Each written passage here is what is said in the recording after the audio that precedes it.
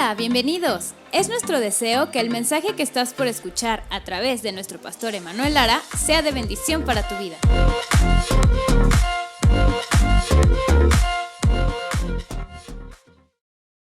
Las 7 iglesias. Diga después de mí, las 7 iglesias. Las 7 iglesias.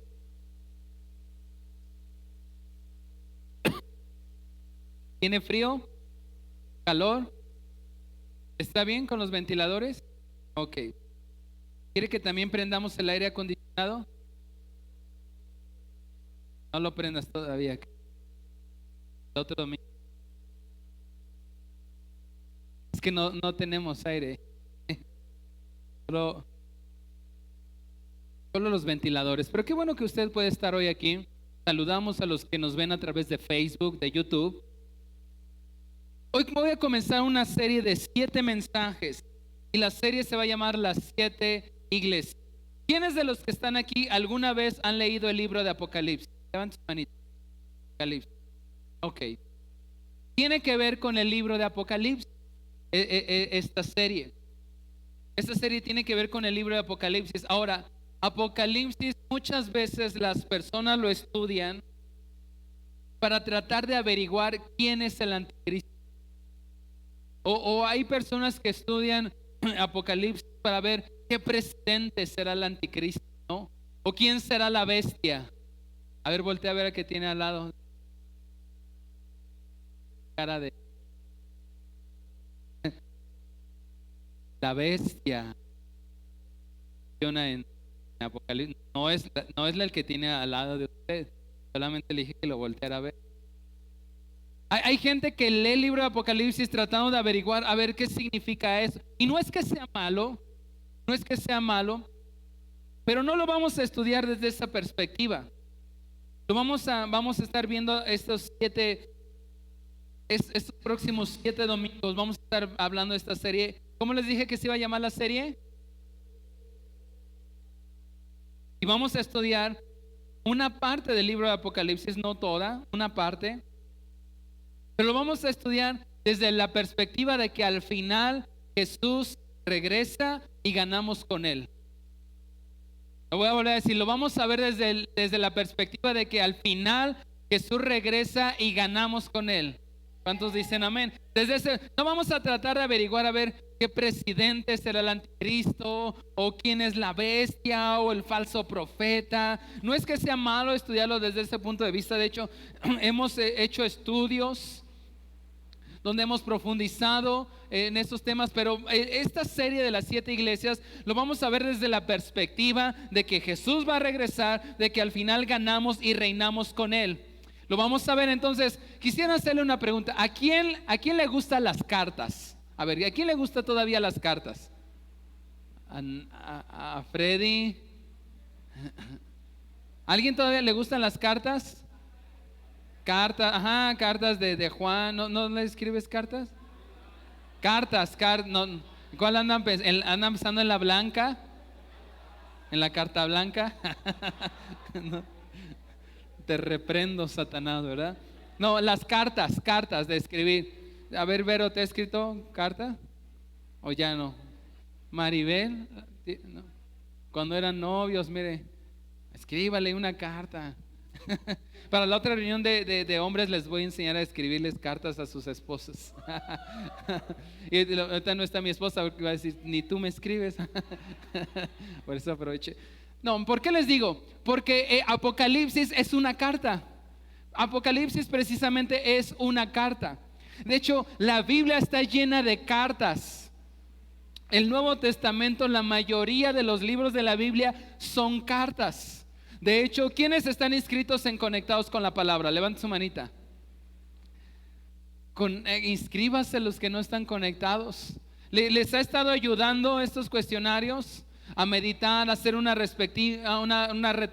introspectiva? ¿Han visto la parte donde la primera parte son preguntas del libro, pero la segunda parte ya son preguntas personales que nos lleva a meditar en lo que estamos leyendo? Ahora, tiene una parte de atrás, algunos lo han contestado y algunos no. La parte de atrás, la contraportada también se debe de llenar. Algunos sí la han contestado, otros no. ¿Cómo debo de llenar la parte de atrás? ¿Tienen ahí alguno que me puedan facilitar rápido? Miren, les voy a repetir unas instrucciones rápidas. La semana pasada, gracias. La semana pasada, miren, este es por ejemplo el de Gálatas. La primera parte en la portada viene un muy breve resumen de lo que es la carta. Ahora, si usted quiere profundizar en el contexto histórico, político, yo les estoy mandando un audio semanal. Es un audio aproximadamente de entre 10 a 14 minutos donde profundizo más, pero aquí es un breve resumen. Luego en la primera parte son preguntas del libro, en este caso este es el de Gálatas. Tienen entre 5 y 7 preguntas, son preguntas de lo que usted leyó. La segunda sección se llama aplicación personal. Ahora discúlpenos si han encontrado faltas de ortografía. Estábamos medio dormidos cuando lo estábamos transcribiendo, pero ya nos arrepentimos y ya las estamos corrigiendo. Esta parte ahora son preguntas personales. Es decir, por ejemplo, la pregunta 1 dice: ¿de quién recibió el evangelio el apóstol Pablo? Bueno, la Biblia dice que lo recibió de Jesucristo. Pero ahora en la aplicación personal te pregunta a ti: ¿quién Dios utilizó para que tú conocieras a Jesús? Entonces te lleva a pensar, y así son. Ahora la contraportada también se debe de llenar. Algunos ya la han llenado, otros no. ¿Qué debo de llenar? Todo lo que aprendió, lo que Dios le habló, lo que Dios le recordó, todo. Ahí haga un cóctel de todo lo que Dios le habló, lo va a escribir en esta parte. Lo tiene que traer de vuelta. ¿Para qué? Para que les sean calificadas especialmente las preguntas de la primera parte. Y yo de repente le doy una leidita a algunos de esas, porque me interesa saber, me interesa conocerlo, me interesa también saber si están pasando por alguna lucha, alguna necesidad. Yo oro por ustedes, entonces me da mucho gusto que muchos de ustedes lo están haciendo, se están esmerando en contestarlo, y es una forma, yo como su pastor, de animarlos a que puedan estar conectados con la palabra. Y aparte en la semana yo les estoy haciendo un audio. ¿Han podido escuchar los audios? Que les ayuda. Vamos en Filipenses. Hoy, si la semana pasada no alcanzaron Filipenses, hoy hay los suficientes cuestionarios de Filipenses. Si usted ya se llevó Filipenses, también tenemos Colosenses. Si quizás se desfasó, no se preocupe, como usted lo vaya llevando. Si no lo ha empezado, comience. Estamos comenzando en Gálatas y todas estas son cartas. Por eso hice el paréntesis, porque son cartas. ¿Quién escribió estas cartas que hemos estado leyendo en Conectados con la Palabra? Pablo escribió algunas cartas. Son de ánimo, otras son de reclamo. Por ejemplo, la carta que escribe el apóstol Pablo a los Gálatas, él está enojado. Está enojado porque cada vez que Pablo iba a una zona de Galacia y predicaba el evangelio y establecía nuevas iglesias, inmediatamente después de que él se iba a otra ciudad en Galacia, llegaba un grupo que venía a echarle al piso todo el trabajo que él había hecho. Los quería llevar otra vez a la ley. Entonces se enoja, está entre frustrado pero enojado Pablo, y por eso escribe la carta a los Gálatas. Vimos la carta de los Efesios, la carta de Filipenses. Esta semana voy a estarles enviando un audio de la carta de los Colosenses. Entonces la Biblia está llena de cartas, y Apocalipsis también es una carta. Ahora, ¿a quiénes, otra vez la pregunta, a quiénes les gusta escribir o recibir cartas todavía? No WhatsApp, no email, cartas de puño y letra. ¿A quiénes, a ver, de los matrimonios que están hoy aquí casados, quiénes todavía, ya sea el esposo o la esposa, tienen guardadas las cartas que su esposo o su esposa le escribía? Getsi, ¿sí? Y Isma dice: no, bájala porque yo ya las tiré. No, allá, ¿sí? ¿Los dos tienen? ¿Tú, Aarón? ¿Sí? Excelente. ¿Y las tienen todavía guardadas? ¿Sí saben dónde las tienen guardadas? Yo ayer le pregunté a mi esposa, le dije: oye, ¿y las cartas que yo te hacía todavía las tiene? Se puso un poco nerviosa y me dio el avión y no me dijo dónde las tenía. Entonces no sé si las tienen guardadas o ya las tiró. Ahora, ¿cuántos todavía al día de hoy acostumbran a escribir cartas de puño y letra? ¿Hay alguien que acostumbre? Getsi, a Paco, Jazz. Todavía acostumbran felicidades. Denles un aplauso que a Shell todavía es que acostumbran a escribir. Ahora, hay cartas que nos dan gusto recibir, pero ¿qué tal cuando te llega la carta del SAT? Esa no queremos recibir, ¿verdad? Que debes años de impuestos. Esa no. O la carta del banco. No, esas no nos gusta recibir, ¿verdad? Hay cartas que nos gustan recibir, otras que no. Pero bueno, ¿a qué voy con todo esto? Que la Biblia está llena de cartas. Por eso estamos viendo, conectados con la palabra, las cartas de Pablo. Ahora, Apocalipsis es una carta. ¿Es una carta de quién? Básicamente de Jesús a Juan, el apóstol Juan. El libro de Apocalipsis es una carta donde Juan es el último apóstol que queda con vida. De los apóstoles que estuvieron con el Señor Jesús, es el último que queda con vida. Y por predicar el mensaje del evangelio, lo arrestan y lo llevan a una isla. ¿Alguien sabe cómo se llama esa isla? Patmos. Lo llevan a la isla de Patmos y ahí se queda exiliado. Está en una especie de arresto. Y estando ahí en la isla de Patmos, Jesús le escribe una carta. Ahora, el Apocalipsis es una carta y lo vamos a ver no desde la perspectiva de a ver quiénes, vamos a intentar descubrir quién es el anticristo, quién es la bestia, cuándo es que Jesús va a regresar. Hay quienes se han atrevido a través de estudiando Apocalipsis a tratar de averiguar la fecha en la que Jesús va a regresar. No la vamos a ver desde esa perspectiva, sino más bien la vamos a ver desde la perspectiva de que Jesús es el Señor, de que Jesús va a volver pronto, de que al final Jesús gana, Jesús vence y nosotros con Él. Entonces, ahora, aunque Apocalipsis es una carta, dentro de esa carta hay otras cartas, que son la carta a las 7 iglesias. Es decir, que son 7 cartas. Dios tiene un mensaje para cada iglesia. Y quiero pedirle que lo voy a leer todos los versículos en la versión NTV. Vamos a ir a Apocalipsis capítulo 2. Estoy haciendo toda esta introducción para entrar en el contexto de lo que van a ser los próximos mensajes. Apocalipsis capítulo 2 versículo 1. Cuando ya esté ahí, dígame un fuerte amén. Dice: escribe esta carta al ángel de la iglesia de Éfeso. Este es el mensaje de aquel que tiene las 7 estrellas en la mano derecha. Diga después de mí: 7 estrellas. Del que camina en medio de los 7 candelabros de oro. Diga conmigo: 7 candelabros de oro. Entonces fíjese, está diciendo: escribe esta carta. Entonces Apocalipsis es una ¿qué? Y dentro de esa carta hay otras ¿qué? Básicamente, ¿cuántas? 7. Entonces ahí viene la primera carta. Dice: escribe esta carta al ángel de la iglesia de Éfeso. Escribe esta carta. Y así escribe una carta a cada una de las iglesias. Están ubicadas en diferentes partes de la zona de Asia. Son cartas para una iglesia específico. En este caso, la primera es a la iglesia que está en Éfeso. Dice: escribe esta carta al ángel de la iglesia en Éfeso.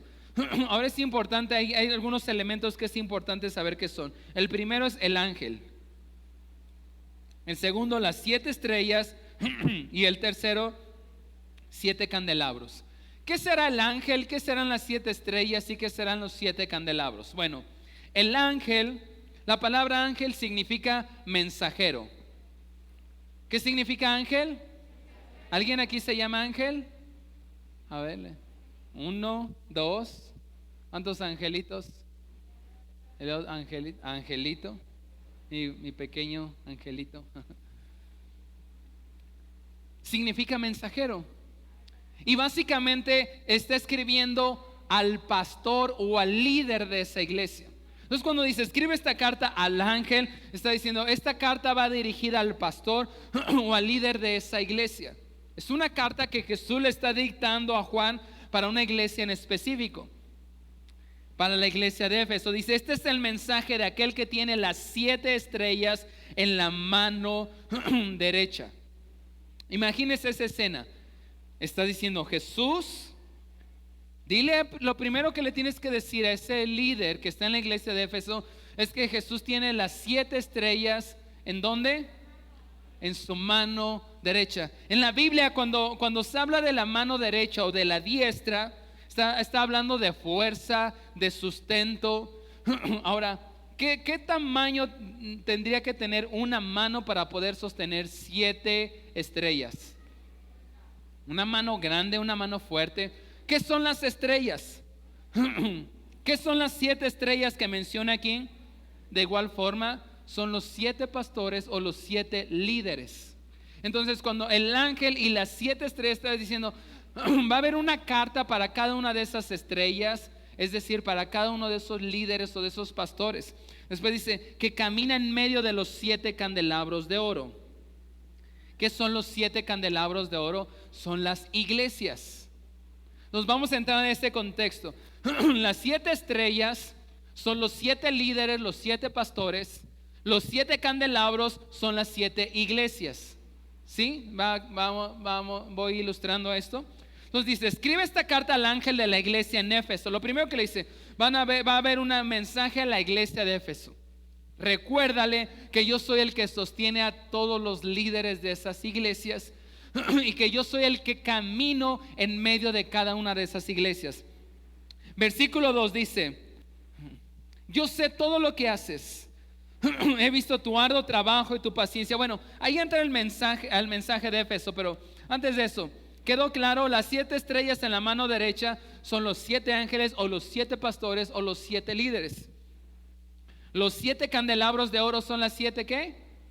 Iglesias. Bien.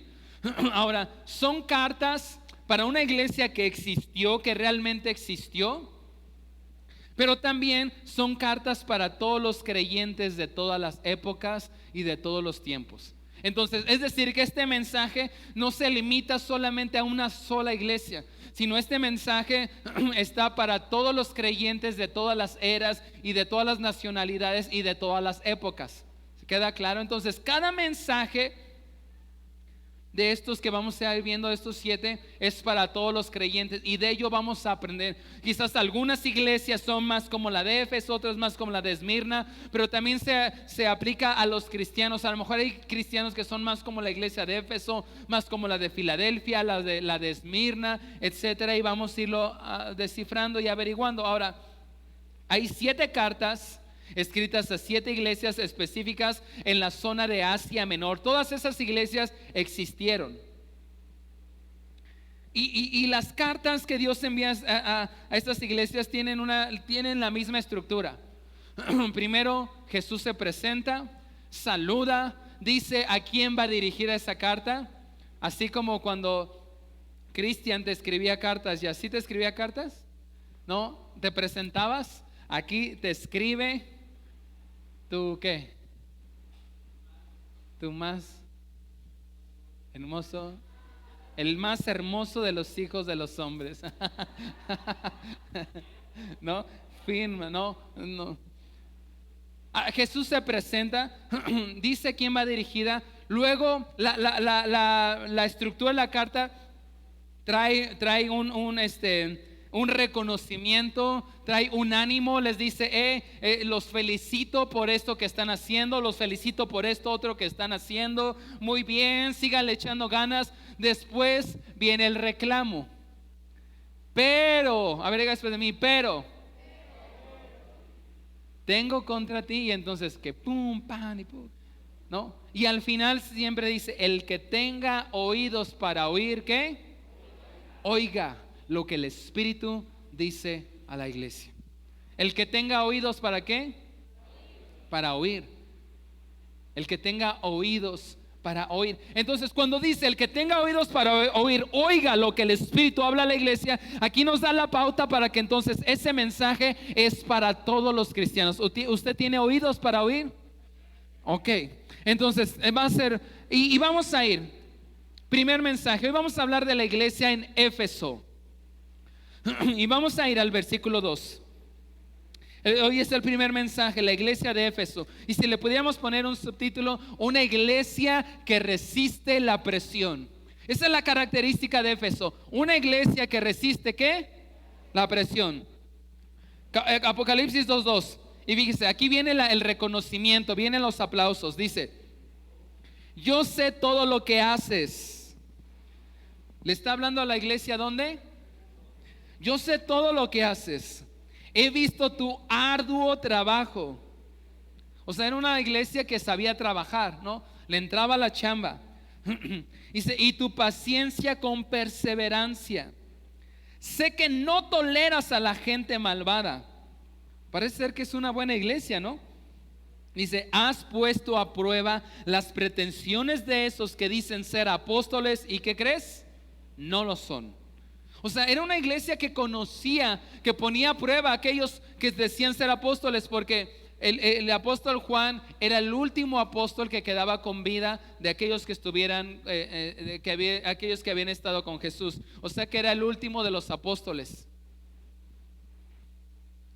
Entonces le dice: hey, iglesia de Éfeso, yo sé que ustedes han visto, han trabajado fuerte, se esfuerzan, incluso han averiguado a aquellos que se dicen apóstoles y qué, y no lo son falsos apóstoles. O sea, estudiaban, leían, sabían de la doctrina que les estaban enseñando los apóstoles. Dice: has descubierto que son mentirosos. O sea, era una iglesia que no se la chamaqueaban tan fácil, ¿verdad? ¿Sí entiende esa palabra, chamaquear? Del griego, engañar. No es cierto. Dice: has sufrido por mi nombre con paciencia sin darte por vencido. Otra versión dice: sin desanimarte.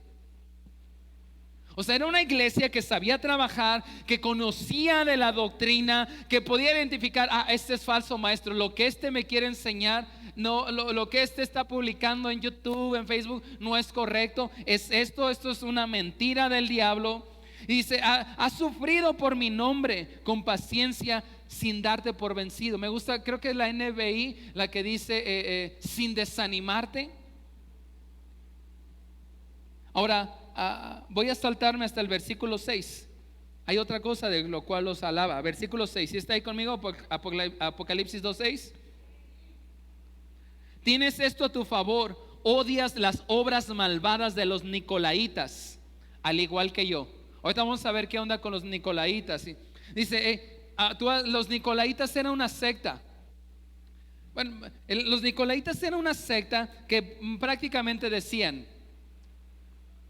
la carne es mala, el espíritu es bueno. Entonces decían, los nicolaítas era esa secta que enseñaba, decía: la carne es mala, el espíritu es bueno. Entonces, como la carne es mala y haga lo que yo haga, siempre va a ser mala. Entonces hay que dejar que la carne haga lo que quiera. Si quiere fornicar, que fornique. Si quiere embriagarse, que se embriague. Si quiere engañar, si quiere matar, si quiere adorar a todo tipo de dioses, que haga lo que quiera, porque la carne es ¿qué? No importa, mi espíritu está con Dios. Entonces tú puedes hacer lo que quieras. Al final de cuentas, la carne es mala. Esa era la característica más fuerte que tenían los nicolaítas. Entonces dice: tú los odias. Más bien, odias las obras malvadas que ellos hacen, porque decían que creían en Dios, pero que no podían hacer nada para evitar que su carne pecara. Entonces pues hacían lo que bien les parecía. Y le dice: y tú odias las obras malvadas que hacen los nicolaítas. Y dice Jesús: al igual que yo. Entonces este es todo como el ánimo que Dios le da a la iglesia de Éfeso. Son las palabras de ánimo. Quiero ponerlos un poquito en contexto de la iglesia de Éfeso. Actualmente donde estaba esa iglesia ahora es en la nación de Turquía. De hecho, ahí les mandé un mapa, ¿lo tendrán? El mapita, me lo ayudan a ponerlo. La iglesia de Éfeso, actualmente no existe la ciudad de Éfeso, pero donde estaba, no, un mapa, es en la nación de Turquía, específicamente en una ciudad que se llama Sekul. ¿Alcanzan más o menos a ver? Más o menos. Bueno, está el mapa de este lado está Italia, acá abajo Egipto, esa es la parte de Asia Menor. La mayoría de las 7 iglesias estaban en la zona de Asia Menor. Y ese como globito rojo, ahí era donde estaba Asia. Actualmente ahí es Turquía, específicamente la ciudad de Sekul. Timoteo fue obispo de la iglesia de Éfeso. O sea, fue como un líder fuerte de esa iglesia. ¿Quién cree que estableció esa iglesia, que levantó esa iglesia, la de Éfeso? ¿Alguien sabe? Pablo. En su tercer viaje misionero, Pablo, la historia la podemos leer en el libro de Hechos, capítulo 19. En Hechos capítulo 19 narramos cómo en su tercer viaje misionero el apóstol Pablo va y levanta la iglesia en Éfeso. De hecho, ahí en el capítulo dice que se quedó casi 3 años predicando. Va Pablo en su tercer viaje misionero. Lo puede leer la historia en Hechos capítulo 19, está ahí. Llega y se da cuenta que ahí en la zona de Éfeso hay unos creyentes que están empezando a creer en Jesús. Va y les dice: oigan, ¿ustedes ya recibieron al Espíritu Santo? ¿Y saben qué les contesta? ¿Espíritu qué? ¿Santo? ¿Qué es eso? No sabemos ni que existía. Entonces Pablo se da cuenta que ya hay cristianos pero no hay iglesia, y se queda ahí para enseñarles. De hecho, ora por ellos, reciben el Espíritu Santo y se queda ahí y levanta una iglesia. Primero Pablo se queda 3 meses predicando en la sinagoga. Toda la historia la puede leer en Hechos capítulo 19. Se queda en la sinagoga predicando, pero esto le causó molestia a otras personas. Lo sacan y lo corren de la sinagoga de Éfeso. Y después, ahí mismo, más adelantito en Hechos 19 nos dice que se va y empieza a predicar, y se queda 2 años. Se quedó 3 meses enseñando en la sinagoga. Después se queda 2 años predicando, donde enseñaba un maestro. Ahorita les voy a decir, miren, vamos a Hechos 19. En Hechos 19 dice en el versículo 8: dice: luego Pablo fue a la sinagoga y predicó con valentía durante los siguientes 3 meses, discutiendo persuasivamente sobre el reino de Dios. Pero algunos se pusieron tercos. Diga después de mí: tercos. Rechazaron el mensaje y hablaron públicamente en contra del camino.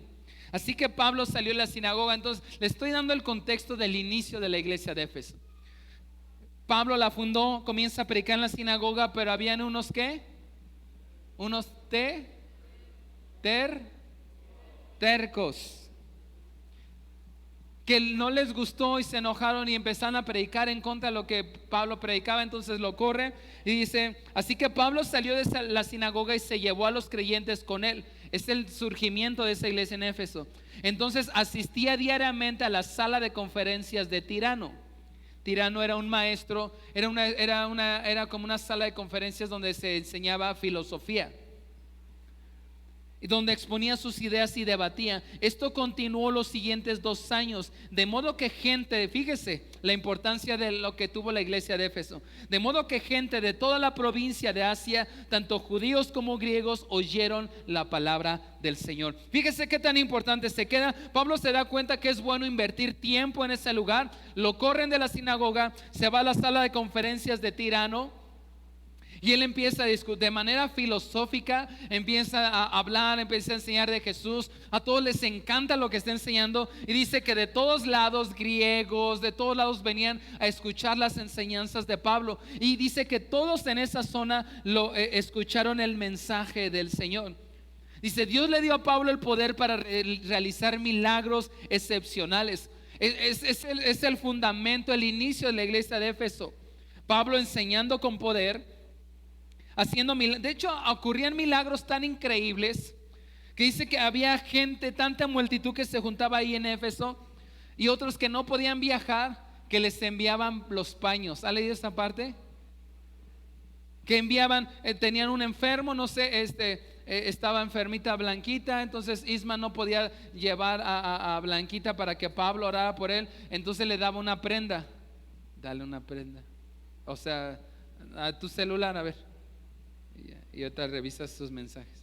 Y se lo traía a Pablo: mira, tráelo. No, se lo traía y le decía: no pudo traer, pero te traje las perlas de del tesoro, ora por eso, digamos, le traía un pañuelo, y Pablo oraba por esa prenda, le decía, ve, regrésaselo, que se lo ponga, que eche unos WhatsApp, y va a estar, y recibía la sanidad. ¿Se imagina esto? O sea, un milagros tan increíbles. Ese es el inicio de la iglesia de Éfeso. ¿Quién levantó la iglesia en Éfeso? Pablo. Pablo levantó esa iglesia, y más adelante deja a Timoteo como obispo, o digamos como supervisor de todos los grupos que empezaron a surgir. Pero la iglesia de Éfeso fue una iglesia muy que Pablo enseñó. Por eso te das cuenta que cuando una de las cosas en las cuales en la carta es alabada la iglesia de Éfeso, porque tenía buen conocimiento, todas las enseñanzas que habían recibido de Pablo no se les había olvidado y las seguían. Por eso sabían identificar los falsos maestros. Por eso sabían que lo que estaban haciendo los nicolaitas era algo que no le agradaba a Dios. Ellos tenían buenos fundamentos, sabían trabajar duro, porque Pablo les había enseñado a trabajar. Si te acuerdas con el Apocalipsis capítulo 2, uno de los aplausos que Dios le da a esa iglesia, le dice, ustedes trabajan duro, porque habían aprendido de Pablo, y Pablo era un hombre que sabía trabajar duro para extender el evangelio. Entonces ese es un contexto, ¿no? Éfeso fue la ciudad en la cual Pablo llevó el mensaje, estuvo ahí más de 2 años. En Éfeso había un templo enorme. Si tienen la imagen ahí del templo, ayúdenme a ponerla. De hecho, ese templo que estaba en Éfeso es considerado una de las 7 maravillas del mundo antiguo. ¿Ha escuchado hablar de esto, de las 7 maravillas, pero del mundo antiguo?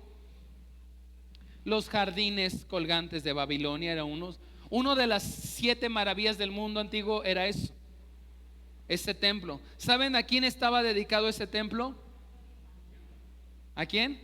A Diana de los Efesios, que también se llamaba Artemisa. Era la misma.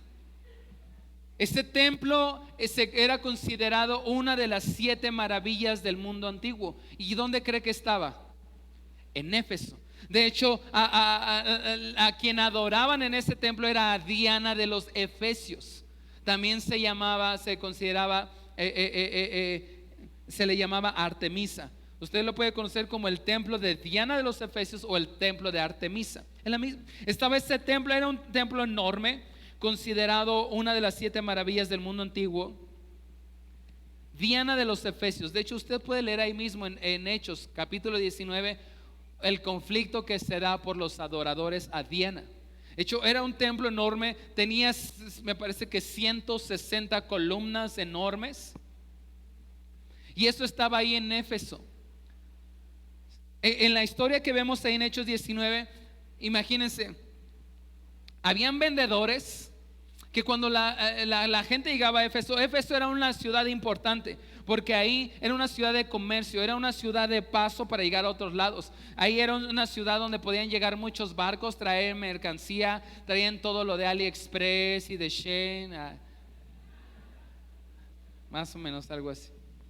Y entonces ahí descargaban, era una ciudad importante. Entonces cuando llegaba la gente, tenía una de las 7 maravillas del mundo antiguo. Llegaba la gente, habían muchos vendedores ambulantes que vendían estatuitas.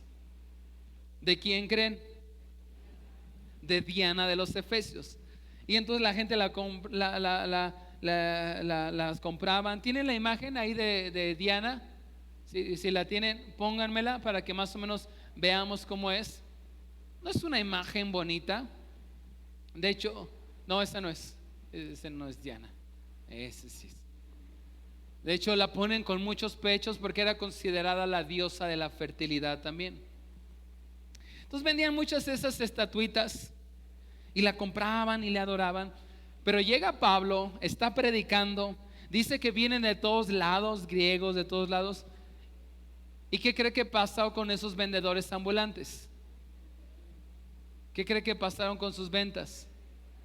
Bajaron, la gente ya no les compraba, porque ahora habían conocido a Jesús, habían visto los milagros que Dios hacía a través de Pablo. Entonces empezaron a bajar, la gente ya no quería comprar esas estatuitas. ¿Y qué cree? que sintieron y cómo se sintieron esos vendedores ambulantes. Se enojaron. Hacen una revuelta que de hecho intentaron matar a Pablo. Lo intentaron matar ahí. Se hace un alboroto terrible. No lo logran matar. Pero todo parte porque Pablo les enseñó, la gente se convertía a Cristo y ya no compraban. Ahora, en la ciudad de Éfeso también estaba llena de ocultismo, de paganismo. Podemos regresar a la del templo. Fíjese, ¿cómo adoraban? Una de las formas en la que adoraban a Artemisa es que adentro habían sacerdotisas y sacerdotes que adoraban a Diana, entre otros. Y eran una especie de prostitutas y prostitutos. Y de esa forma era su adoración. Era un gran burdel donde su adoración y sus rituales, tú ibas ahí, tenías que cambiar tu moneda para la moneda de ese lugar. Y estaba lleno de ocultismo, lleno de inmoralidad, lleno de paganismo. Esa era la ciudad de Éfeso. Aunado a eso, estaba la secta de los Nicolaitas. La secta de los Nicolaitas era esta que decía, bueno, el espíritu es bueno, la carne es mala. Entonces, fíjense, lo que enseñaban los Nicolaitas era, no te preocupes, mira, tú puedes creer en Dios, pero también puedes irte a meter al templo de Artemisa o de Diana en los Efesios, puedes darle rienda suelta a la carne. De todos modos, el espíritu es bueno. Lo que haga tu carne, pues la carne es mala. Entonces ellos enseñaban eso. Pero la iglesia de Éfeso había sido enseñada por Pablo y decía, no, eso a Dios no le agrada. Éfeso era una iglesia que evangelizaba. Éfeso era una iglesia que sabía trabajar.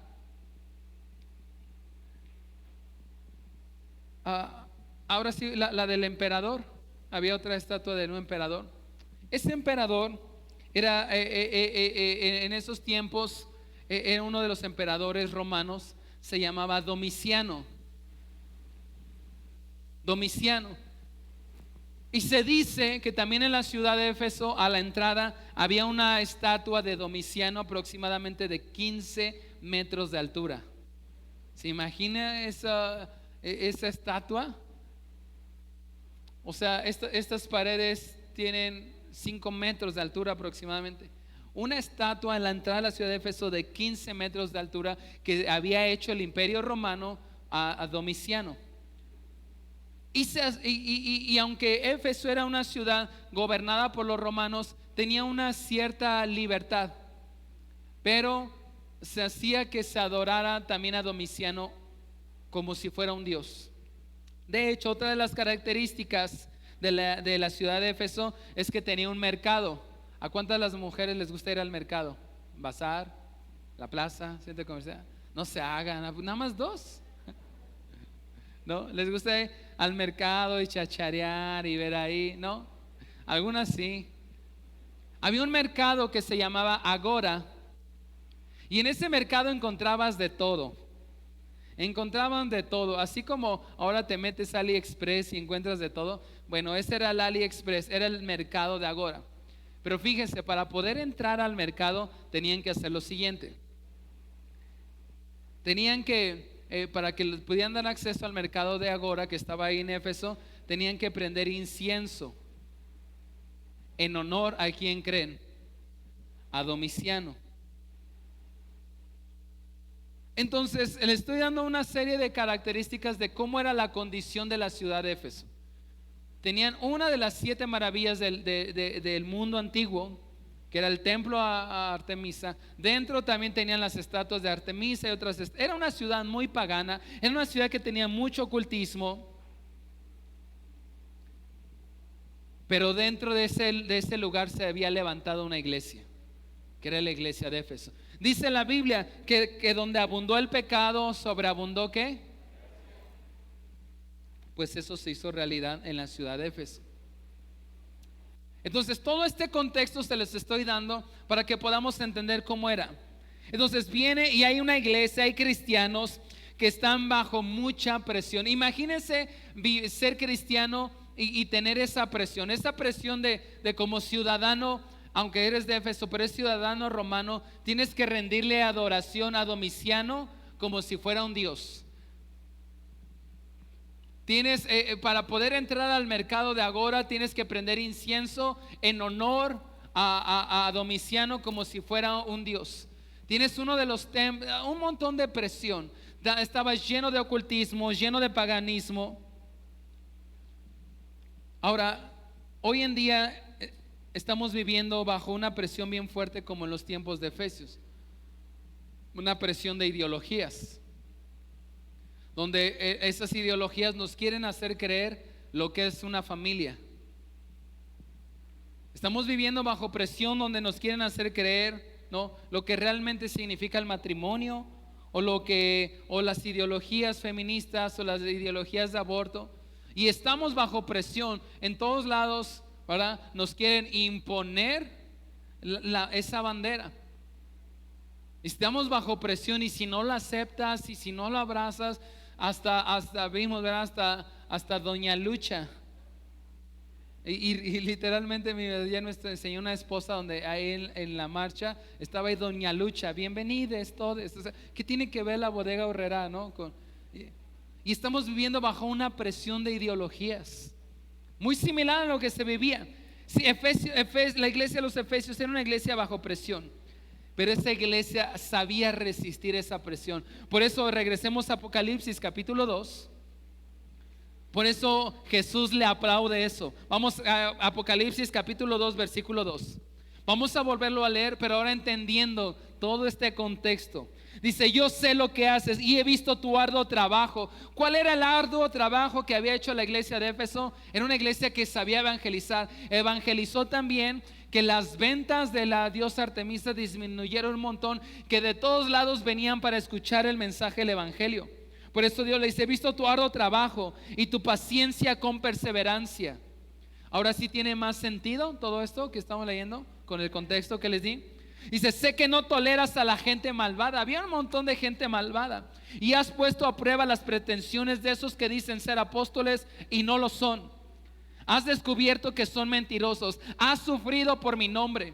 ¿Cuánto habrán sufrido los cristianos en ese lugar? A lo mejor que no les quisieran vender aceite, harina. A lo mejor que no les quisieran dar trabajo. O a Pablo lo quisieron matar ahí, porque simplemente bajaron las ventas de las estatuitas de Diana.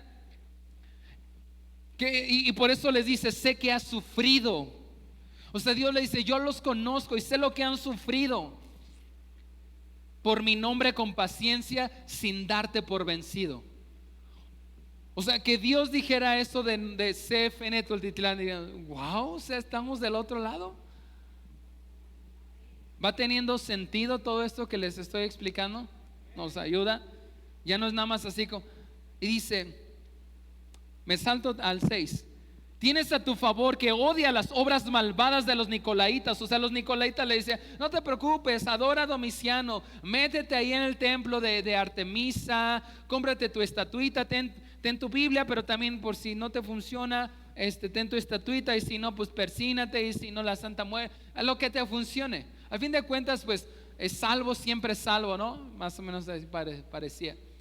Pues la carne es mala, el espíritu es bueno. Entonces, y ellos decían, les aplaude eso, le dice: tienes a tu favor que odia las obras malvadas de los nicolaitas, al igual que yo. Pero vamos al versículo 4. Ahora viene el reclamo. ¿Me ayudas, Isma? Diga después de mí: ouch. O sea, es una buena iglesia, una increíble iglesia.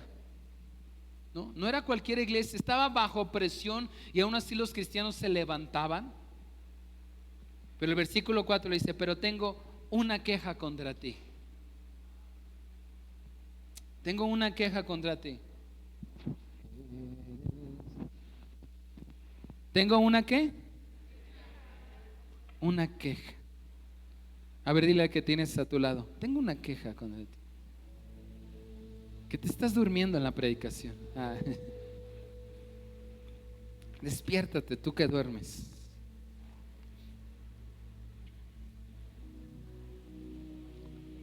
Entonces, era una iglesia increíble, ¿no? ¿No les parece? Una iglesia que estaba bajo una presión terrible. Actualmente estamos bajo una presión de ideologías, una presión de maldad, una presión de corrupción. Y que Dios te diga: hey, yo sé que trabajas fuerte, yo sé lo que has sufrido y no te has desanimado, yo sé que no la has pasado muy bien en ocasiones, pero que te has mantenido firme. Que Dios te diga eso, diga: gracias, Señor, pero una cosa tengo contra ti, que no me amas a mí, ni se aman entre ustedes como al principio. La Reina Valera dice que has dejado, ¿qué? Tu primer amor. Y esta versión nos ayuda a entender un poquito más amplio, porque dice: no me amas a mí, ni se aman entre ustedes como si lo hicieron al principio. Mira dónde has caído. Vuélvete a mí y haz las obras que hacías al principio. O la Reina Valera dice: vuelve a las primeras obras. Porque si no te arrepientes, vendré y quitaré, ¿qué? Tu candelabro de su lugar entre las iglesias. Y el versículo 7 dice: todo el que tenga oídos, ¿para qué? ¿Para qué? A ver, diga después de mí: yo tengo oídos para oír. Como a veces le digo a mis hijas: hija, te estoy hablando de las, ¿para qué son las orejas? Nada más para que tengas ahí la cerilla, que escuches. Todo el que tenga oídos para oír debe escuchar al Espíritu y entender lo que Él dice a las iglesias. A todos los que salgan vencedores les daré el fruto del árbol de la vida que está en el paraíso de Dios. Viene también una recompensa, viene una exaltación, viene una queja, viene lo que tiene que hacer y cuál será la recompensa que si lo hace. Entonces, Éfeso no era cualquier iglesia. Era una iglesia que sabía resistir a la presión que el mundo le daba y se mantenía firme. Era una iglesia que había sufrido, incluyendo a Pablo, que ahí lo intentaron matar. Buena iglesia, que decía: no, estas enseñanzas de este hombre no son correctas. Hey, lo que están enseñando los nicolaitas, no escuchen esa secta. Pero una cosa tengo contra ti, que no me amas a mí, ni se aman entre ustedes como al principio. Básicamente le reclama dos cosas: dejaste de amarme a mí como me amabas al principio, y dejaste de amar a tu prójimo también. Son dos cosas. En pocas palabras, perdieron el asombro por Dios. Trabajaban fuerte, sabían de doctrina, sabían decir cuál doctrina era buena, cuál era mala, pero empezaron a perder el asombro por Dios. Empezó a hacerles rutinario su servicio. ¿Sabías que puedes trabajar para Dios, pero sin tener asombro por Él? A veces podemos llegar a eso. ¿Sabías que puedes servirle a Dios, pero lo haces solamente por obligación y no por amor? Podemos caer en eso. Puedes venir y tratar de ser lo más fiel a la iglesia los domingos, pero haber perdido el asombro por Dios. Y es lo que le está reclamando a la iglesia de Éfeso. Qué bueno que haces esto, síguelo haciendo. No le está diciendo que eso que han hecho es malo y viene a la basura, no, le dice: es muy bueno, pero perdiste el asombro de quién soy yo y dejaste de amar también a tu prójimo. ¿De qué manera amaban a su prójimo los primeros cristianos? Así que se ayudaban entre ellos, se perdonaban. Si alguno tenía alguna necesidad, vendían las casas, vendían y ayudaban al otro. Y le dice: hey, has perdido el asombro hacia mí Podemos servir a Dios por obligación, pero haber perdido el enfoque de que lo hacemos porque amamos a Dios, pero que también servimos. Los que sirven en esta casa, miren, podemos trabajar para Él, pero haber perdido el asombro, haber perdido el enfoque. O podemos decir, bueno, yo vengo y sirvo a Dios, porque a este que tengo aquí al lado, pues ni lo aguanto, pero pues ni modo. Ese también es el reclamo que le hace a Efesios. Y ya no se aman entre ustedes. Quizás me amas a mí y dices que vienes y me sirves a mí, pero has dejado de amar a este terco, testarudo, enojón. No lo recibes. Te pongo un ejemplo. Ay, Señor, es que yo te sirvo a ti, pero a este no. Y es el reclamo que Dios le hace a la iglesia de Éfeso. Dejaste de amarme a mí y dejaron de amarse entre ustedes. Porque empezaron a salir conflictos. Como en todo lugar, más gente, más problemas. Eso es normal. Por eso la Biblia dice, soportándonos unos a otros en amor. Te tengo que soportar. No es ese sentido. Soportar es como lo que está haciendo ese soporte a esa bocina. La está sosteniendo para que no se caiga y descalabre a Luis. No se va a caer, está bien soportada.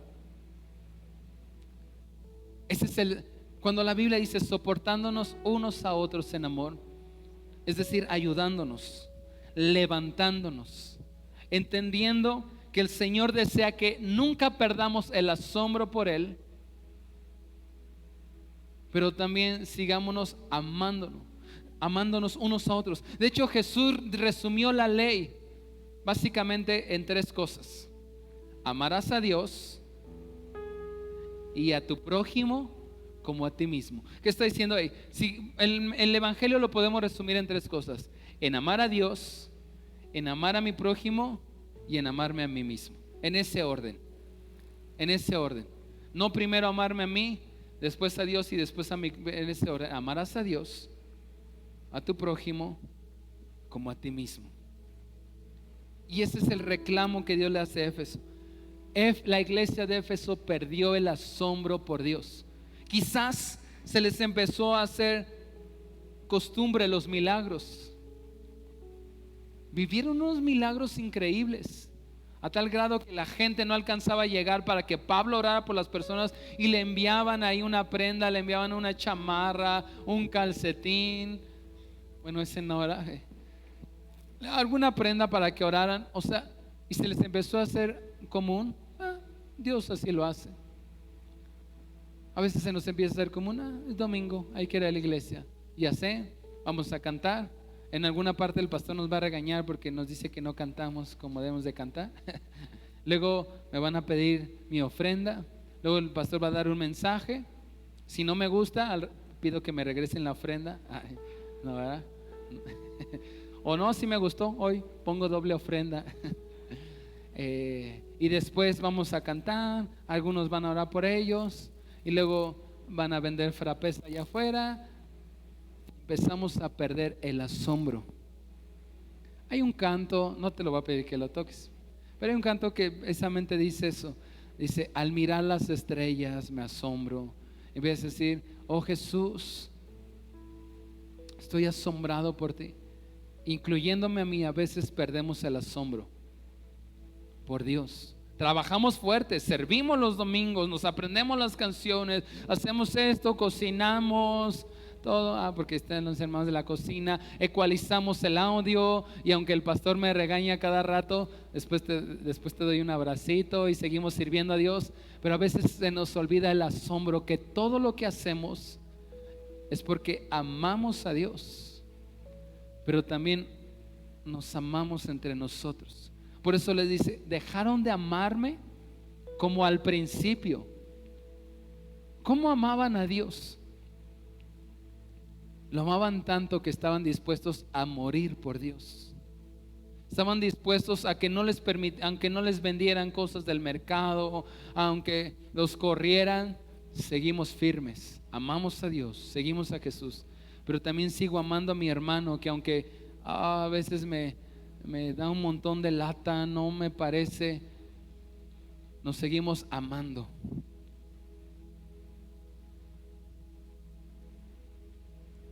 No podemos creer en Jesús y no practicar el amor los unos a los otros.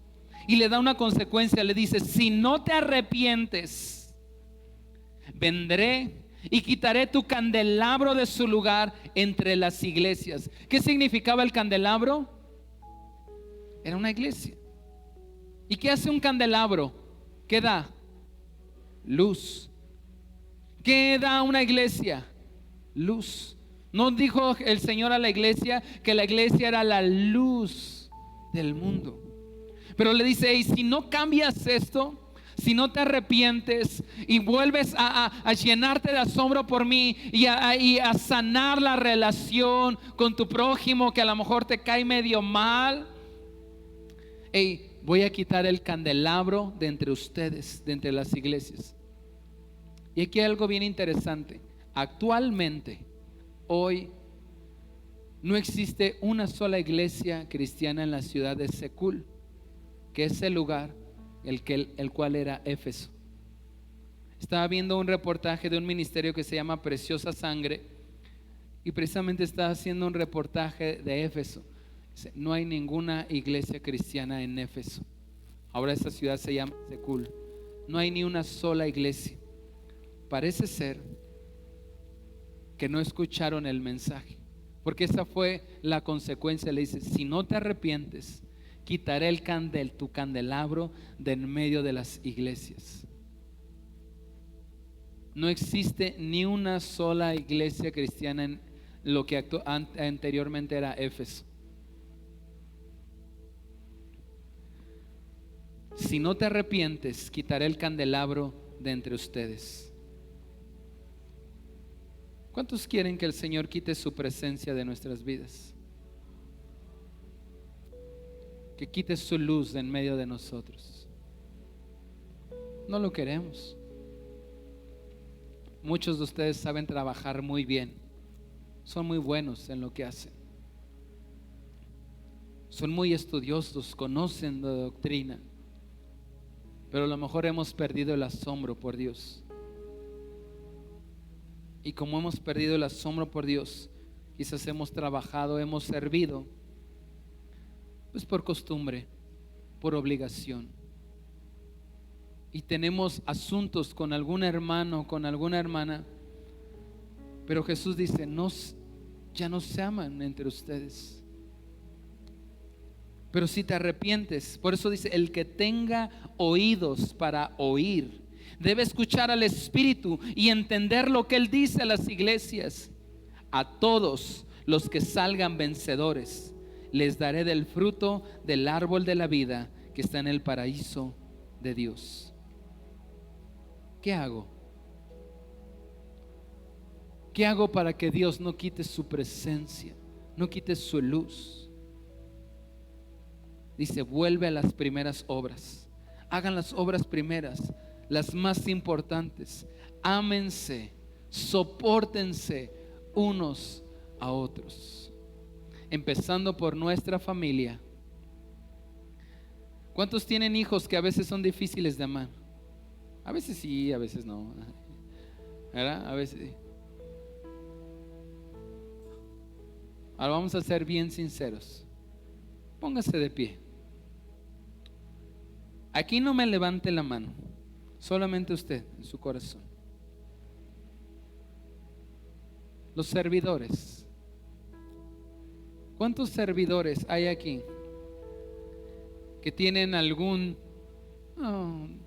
detalle con otro servidor? No levante la mano. Okay, aquí vamos a poner un ring y a cada uno le vamos a dar unos guantes. Y es normal, más gente, más problemas. El que tenga oídos para oír, oiga lo que el Espíritu dice a la iglesia. A veces nos ofendemos, a veces nos lastimamos, a veces consciente, a veces inconscientemente. Quizás habrá personas malas, sí habrá personas que busquen dañar a alguien, pero yo sé que los que hoy están aquí, ninguno de ustedes ha buscado dañar a otro, pero a veces lo hemos hecho, ¿verdad? A veces dañamos a nuestra esposa sin quererlo hacer. A veces dañamos a nuestro esposo y no fue nuestra intención. A veces dañamos a nuestros hijos, viceversa, hijos. A veces dañamos a nuestros padres. Jamás fue nuestra intención, pero a veces lo hacemos. A veces estamos sirviendo, y el pastor se enoja y a veces regaña de más a algún músico, al del audio. Y empieza a haber roces entre nosotros. Pero para mí es bien importante que este mensaje a la iglesia de Éfeso aplica para nosotros. Número 1, nunca perdamos el asombro por Dios. Cierre sus ojitos unos momentos. Nunca pierdas el asombro por tu Señor. Nunca pierdas el asombro por tu Salvador. Nunca perdamos el asombro de su belleza. Nunca perdamos el asombro por quien Él es. Él es nuestro Señor, nuestro Salvador, el que murió por nosotros, el que estando en la cruz, pudiendo bajar, soportó el oprobio, sus manos traspasadas, su costado atravesado, sus pies atravesados, la corona de espinas, 39 látigos. Y dice la Biblia que cuando Él estaba en la cruz, vio el fruto de la aflicción de su alma y dijo: estoy satisfecho porque Él te vio a ti, Él me vio a mí, y dijo: vale la pena. Ese es el Dios al que servimos. El Dios que nos ama, el Dios que entregó todo y que al final nos llevará de vuelta con Él. El que calma todos nuestros temores, el que sana nuestras enfermedades, el que siempre ha estado con nosotros y nunca nos ha abandonado.